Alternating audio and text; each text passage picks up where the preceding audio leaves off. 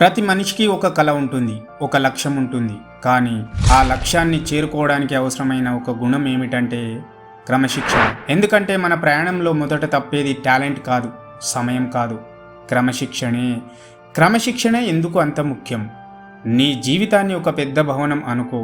ఆ భవనానికి బలం ఇచ్చేది ఏమిటి? ప్రతి ఇటుక, ప్రతి పునాది. అలా నీ విజయానికి పునాది నీ రోజువారీ క్రమశిక్షణ. నీ పని చిన్నదైనా సరే, చేసే పద్ధతి, చేసే సమయం, చేసే నిబద్ధత, ఇవన్నీ నిన్ను అక్కడికి తీసుకెళ్తాయి.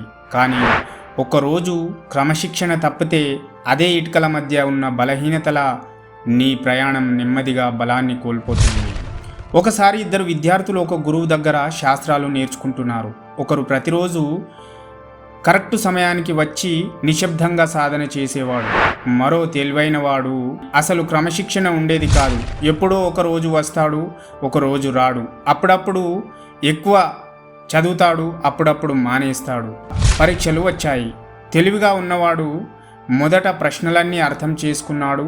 కానీ చేతి వేగం లేక, ధ్యానం లేక, సాధన లేక సమయానికి రాయలేకపోయాడు. క్రమశిక్షణ ఉన్నవాడు మాత్రం నెమ్మదిగా, ధైర్యంగా, స్థిరంగా రాసి ముందంజలో నిలిచాడు. గురువు అప్పుడే చెప్పిన మాట, పటిమ కంటే పద్ధతి గొప్పది. క్రమశిక్షణ ఉన్నవాడి విజయం ఆలస్యం అవుతుంది, కానీ ఆగదు. క్రమశిక్షణ తప్పితే ఏమవుతుంది? ఒకరోజు మానేస్తే రేపటి రోజు మరింత భారంగా అనిపిస్తుంది. ఒక అలవాటు తెగిపోతే మళ్ళీ ప్రారంభించడం కష్టమవుతుంది. ఫోకస్ బలహీనత అవుతుంది, లక్ష్యం దూరం అవుతుంది, నీలో నమ్మకం తగ్గుతుంది.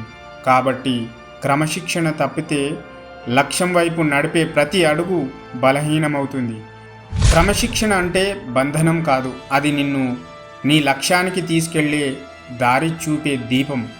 నీ జీవితాన్ని మార్చే శక్తి నువ్వు ప్రతిరోజు చేసే చిన్న చిన్న పనుల్లోనే ఉంది. నీకు ఎంత ప్రతిభ ఉన్నా రోజు కేవలం 1% కూడా ముందుకు పడ్డా ఒకరోజు నువ్వు ఊహించని ఎత్తుకు చేరుతావు.